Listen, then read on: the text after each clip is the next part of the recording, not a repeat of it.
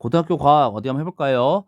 자, 우리가 지난 시간에 신경에 대한 첫 번째 얘기로 신경계를 이루는 각 부위들이라든가 신경세포에 대한 얘기들을 주로 이어가 봤던 것 같아요. 자, 오늘은 그 내용에서 이제 더 나가서 그래서 실제로 어떻게 신호가 이어지는지, 어떻게 신호가 전달되는지, 그리고 그때 어떤 반응들이 나는지 이런 내용들을 한번 얘기해 보겠습니다. 자, 신경신호. 우리가 지난번에 전기신호라고 얘기했는데 발생 원리 간단합니다. 전기 신호예요. 즉 전기 신호를 만들어내는 건 그쵸, 전하죠. 세포막 안팎의 불균등한 이온 분포 때문에, 그리고 그 이온에 대한 투과도 차이 때문에 안팎에 전위차가 생겨요. 막 안팎의 전하량이 다르다 보니까 전지적 위치 에너지 차이, 전위차가 생깁니다. 그리고 이때 막 안팎의 전위차를 우리는 막전이라고 불러요. 자, 열려있는 이온 통로수에 따라서 이온이 이동하는 정도, 즉 투과도가 달라지게 되는데요. 이 이온 통로는 특정 이온만 선택적으로 투과시킵니다. 그래서 밑에 있는 그림처럼 뭐 노란색으로 그리고 뭐 민트색으로 선생님이 표현하는데 특정 이온만을 통과시킵니다. 그리고 항상 열려 있는 것도 있지만 열리고 닫힘이 조절되는 것도 있어요. 그래서 우리 신호에 조금 더 관여하는 이온을 보자면 나트륨 이온과 칼륨 이온을 볼 수 있습니다. 나트륨 이온은 보통 세포 안보다 세포 밖에 더 많습니다. 그러다 보니까 세포 밖에서 세포 안으로, 그러니까 나트륨 이온 농도가 높은 데서 낮은 데로, 즉 세포 밖에서 세포 안으로 확산되려는 경향을 보이고요. 칼륨 이온은 세포 밖보다는 세포 안에 더 많습니다.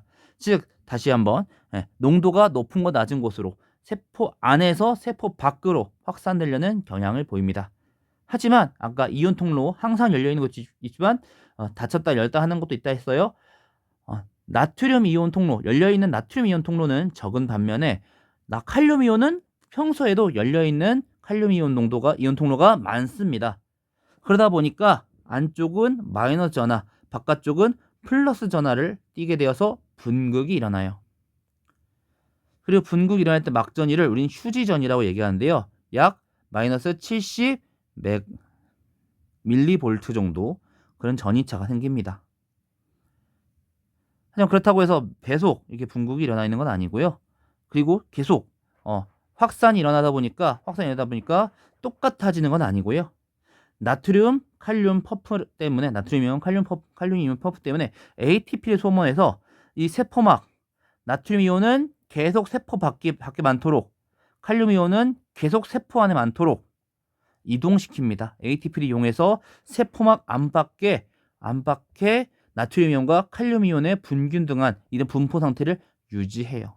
이게 평상시 자극이 없을 때의 우리 신경세포의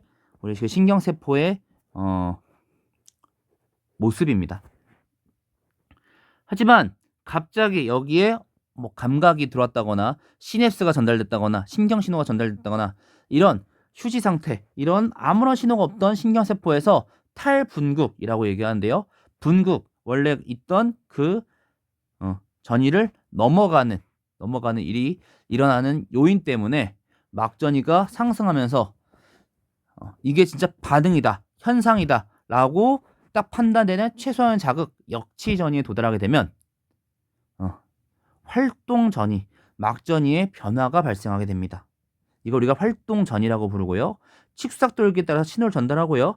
축삭돌기 세포막에 있는 나트륨 통로와 칼륨 이온 통로가 막전이 변화에 따라서 열리고 닫히면서 이게 전달됩니다. 자, 맨 처음에는 휴지전이 막전이 그냥 평상시에요. 마이너스 70 밀리암페어를 유지하는 두 통로 닫혀 있는 상태입니다. 이 상태에서 아까 뭐 말했다시피 칼륨 이온이 확산이 더 잘 되기 때문에 분극이 생기고요. 다만 이온 통로 ATP 때문에 어떻게 또 그 유지가 되겠죠. 하지만 탈분극, 이 역치전을 넘으면서 탈분극이 일어나게 되면은 나트륨 통로가 열리게 됩니다. 나트륨 통로가 열리면서 나트륨 이온이 세포 안으로 들어오게 돼요. 하지만 조금 지나서 나트륨 통로가 닫히고 칼륨 통로가 열리면서 칼륨 이온이 세포 밖으로 빠져나가는 재분극이라는 현상이 일어납니다. 다시 전이가 낮아지다가 휴지전이었던 상태가 역치전을 넘어가면서 활동전이로 그 다시 이제 재분극이 일어나면서 칼륨 통로가 천천히 닫히면서 원래 막전이보다 휴지전이 살짝 작은 과분극이 일어났다 휴지전이로 돌아가게 되죠. 다시 한번 원래 두 통로가 닫혀 있었어요. 닫혀 있으면서 휴지전이 마이너스 70 원래 평소와 같은 상황에다가 역치전이 어떤 일 때문에 탈분극이 일어나요. 나트륨 통로가 열리면서 나트륨 이온이 세포 안에 들어오는 활동전이 전이가 막 올라갑니다. 그 다음에 그냥 계속 올라가면 하는 것이 아니라 나트륨 통로가 닫히고 칼륨 통로가 열리면서 칼륨 이온이 다시 세포 밖으로 빠져나가는 재분극이 일어나고요. 칼륨 통로가 닫히면서 다시 휴지전이 돌아가겠지만 얘가 천천히 닫힙니다. 천천히 닫히다 보니까 휴지전이 딱 직전에 막전이가 휴지전에 좀 내려가는 과분극이 일어나요. 이렇게 막의 한 부위가 자극을 받으면 나트륨 이온이 세포 안으로 들어오면서 활동 전이가 생깁니다. 하지만 그렇다고 해서 끝나는 것이 아니라 유입된 나트륨 이온 때문에 인접 부위에 탈분극이 일어나면서 활동 전이가 전달되게 돼요. 하지만 기존에 자극을 받았던 부위는 칼륨 이온이 세포 밖으로 나가면서 재분극이 일어나고 다시 휴지 전이가 되기 때문에 처음 자극을 받았던 곳은 계속 전이가 높아지는 것이 아니라 아까 얘기했다시피 얘는 이제 다시 휴지 전이로 돌아가게 되고요. 그 옆에 탈분극이 일어났던 인접 부위 계속 다음 막 부위에도 반복되면서 탈분극, 재분극 계속 일어나면서 활동 전이가 우리가 저번에 배웠던 대로 이동하게 됩니다. 이러면서 신호가 전달되는 거죠. 우리가 지난번 봤다시피 이 신경세포에는 마리집 신경과 민마리집 신경이 있습니다. 민마리집 신경은 활동 전이가 연속적으로 발생합니다. 하지만 마리집은 저번에 얘기했다시피 이 마리집이 마치 전선 코팅해 놓은 것 마냥 중간에 이 신호를 막아요. 그러다 보니까 랑비의 결절에서만 활동 전이가 건너뛰는 도약전도가 일어납니다. 다시 한번 민마리집은 이 세포막이 다 감싸져 있지 않고 민말의 집은 다 열려있기 때문에 마치 전선이 완전 피복이 벗겨진 것처럼 연결되어 있기 때문에 이 계속 세포막에서 이온이 이동하면서 계속 모든 부위에 탈분극과 재분극이 일어나는데 마리집은 코팅되어 있잖아요. 랑비의 결절에서만 이 활동전이가 건너뛰는 도약전도가 일어나요. 그러다 보니까 민마리집 신경에 비해서 이 전달되는 속도가 더 빠릅니다. 이렇게 신경세포 안에서 이렇게 신호가 이동했다면 다음 신경세포로 넘어가겠죠. 이 신경세포와 신경세포의 접합 부위를 우리는 시냅스라고 부릅니다. 축삭돌기와 신경세포체, 축삭돌기와 가지돌기 사이에 형성되고요. 축삭돌기 말단에는 신경전달 물질이 들어있는 시냅스 소포라고 하는 부분이 있습니다. 시냅스 소포라고 하는 이 소기관이 활동전이가 전도되게 되면 시냅소포가 세포막과 융합되어 열려요. 그 틈으로 신경 전달 물질을 배출하고요. 신경 전달 물질 수용체에서 이를 받아들이면서 또 다른 뉴런, 또 다른 신경세포의 탈분극이 유도됩니다. 이러면서 우리가 신경세포 안에서도 신호가 전달되고 다른 신경세포로도 또 신호가 전달되게 되는 거죠. 만약에 우리가 각 어떤 교과서에 써 있던데 마약을 한다거나 어떤 약물을 먹었을 때는 이 시냅스 틈에 이 시냅소포가 이동하고 신경 전달 물질이 전달되는 거를 막는 경우가 있어요. 그러다 보니까 우리가 신호가 느리게 전달되거나 혹은 계속 닫혀야 어느 정도 신호가 끝나면 닫혀야 되는데 계속 열어놓는 경우 이런 경우도 있으니 우리 친구들이 공부하면서 만약에 얘가 계속 열려있으면 계속 전달하면 어떤 일이 일어날까? 얘가 제대로 전달되지 않으면 어떤 일이 일어날까? 이런 것도 한번 생각해 보시면 좋을 것 같아요. 자, 좀 더 넓게 보겠습니다. 이제 진짜 반응, 그렇게 해서 구성된 대뇌와 척수와 말초신경 간의 반응을 볼 텐데요. 말초신경계도 지난번 우리가 신경세포 얘기했을 때 구심성, 원심성 얘기했던 것처럼 여기도 구심성 신경세포와 원심성 신경세포가 있습니다. 구심성 신경세포 우리가 옛날에 감각신경이라 불렀죠. 감각기관에서 중추신경계로 전달하는 역할을 하고요. 연합신경세포 혹은 연합뉴런, 뇌와 척수를 구성합니다. 그리고 말초신경계에 있는 원심성 신경세포, 운동신경이라 불렀죠. 중추신경계 명령을 반응기관 전달하는 역할을 해요. 다시 한번 우리가 지난번에도 한번 얘기했었어요. 뉴런 얘기할 때도 얘기했고요. 뉴런에는 세 가지가 있어요.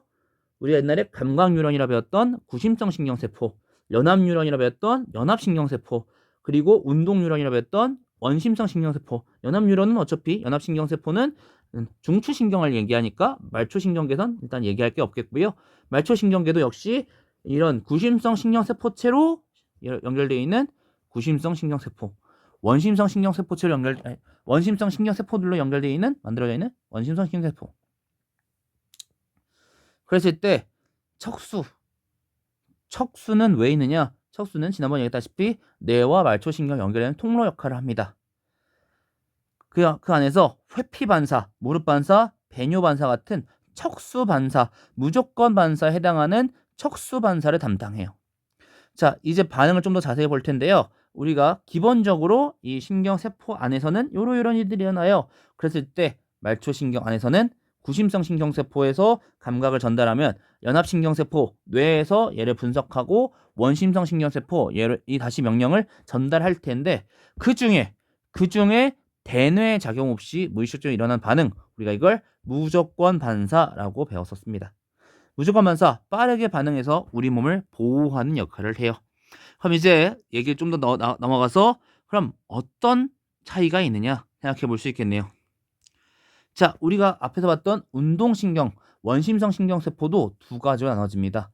대뇌 명령을 받아 골격근을 움직이는 의식적 운동을 담당하는 체성신경계가 있고요. 체성신경계. 얘는 하나로, 뉴런 하나로 연결되어 있어요. 뉴런 하나라고 하면 안 되겠네요. 신경세포 하나가 쭉 이어져 있습니다. 신경 전달 물질로 아세틸콜린이라는 것을 분비합니다. 네, 대뇌의 직접적인 영향을 받지 않고 뇌줄기와 척수의 영향을 받아 내장기관, 혈관, 분비샘의 기능을 조절해서 소화, 순환, 호흡, 호르몬 분비 등 생명 유지에 필수적인 기능을 하는 자율신경계도 운동신경에 있습니다. 원심성 신경세포는 우리가 이제 반응 두 가지 나눠볼 텐데 원심성 신경세포는 의식적 반응과 관련되어 있는 체성신경계, 신경세포 하나로 연결되어 있어요. 하지만 그 외에 우리 몸을 보호하기 위한, 빠르게 보호하기 위한 무조건 반응을 주관하는 자율신경계도 있습니다. 자율신경계는 두 개의 신경세포로 연결돼서 그 사이 신경세포와 신경세포 사이에 시냅스를 형성하는데요. 이것도 역시 교감신경과 부교감신경을 나눌 수 있습니다. 교감신경은 척수에서 뻗어나오고요. 신경절이 척수 옆이나 척수 가까이에 위치합니다. 신경절 전, 신경 전달 물질로 아세틸콜린을 사용하고요. 신경절 후에는 신경 전달 물질로 노르에피네프린을 발음이 안 되네요. 노르에피네프린을 분비합니다. 부교감신경은 뇌줄기와 척수에서 뻗어나오며 신경절이 표적기관이나 표적기관 가까이에 위치해 있는데요. 신경 전달 물질로 아세틸콜린을 분비합니다. 그럼 이제 요쯤에서 되면 이제 또 친구들도 궁금해할 거예요. 교감신경과 부교감신경 왜 나눠져 있는 걸까? 척수에서 뻗어나오는 거 같지 알겠는데 신경절이 척수 옆에 있든 표적기관 가까이 있든 이게 뭔 차이가 있을까? 우리 친구들 조금 아쉬울 수도 있겠지만 오늘 얘기는 여기서 끝내려고 합니다. 다음 시간에 이런 교감신경, 부교감신경의 반응이 왜 이렇게 구분되어 있느냐라는 것이 항상성이랑 이어지거든요. 자, 생물은 자극을 받아들여서 반응한다. 아직은 이 자극이 전달되고 반응이 전달된 거 아직 얘기했지만 반응의 종류도 다양한 반응의 종류도 다 얘기 안 끝냈지만 다음 시간에 이 반응이 일어나는 이유, 항상성을 유지하기 위해서 이 반응에 대한 얘기를 좀 더 다음 시간에 더 이어나가 보려고 해요. 그래서 오늘 약간 좀 아쉬울지라도 이렇게 신호자가 전달되는구나, 이렇게 전체적으로 흐름이 이어지는구나 까지 오늘 한번 이해해 보시고 다음 시간은 그랬을 때 대체 교감신경과 부교감신경은 어떤 차이가 있는 거야? 이렇게 했을 때 어떤 반응이 어떻게 일어나는 거야? 어떤 방향으로 일어나는 거야? 왜 일어나는 거야? 생각하면서 다음 시간에 들어가면 좋을 것 같습니다. 계속 중학교 때 배웠던 내용들이 반복되는 것 같은데 이름들이 조금씩 달라요. 다시 한번 잘 복습해 주시고요. 정리해 주시면 너무나도 좋을 것 같습니다. 오늘 너무나도 고생하셨고요. 우리는 다음 시간에 이제 반응, 신경계 다음 얘기 항상성에 대한 얘기를 이어가 보도록 하겠습니다. 오늘 너무나 고생하셨습니다. 우리는 다음 시간에 뵙겠습니다. 고등학교 과학 그럼 다음엔 어디부터 볼까요?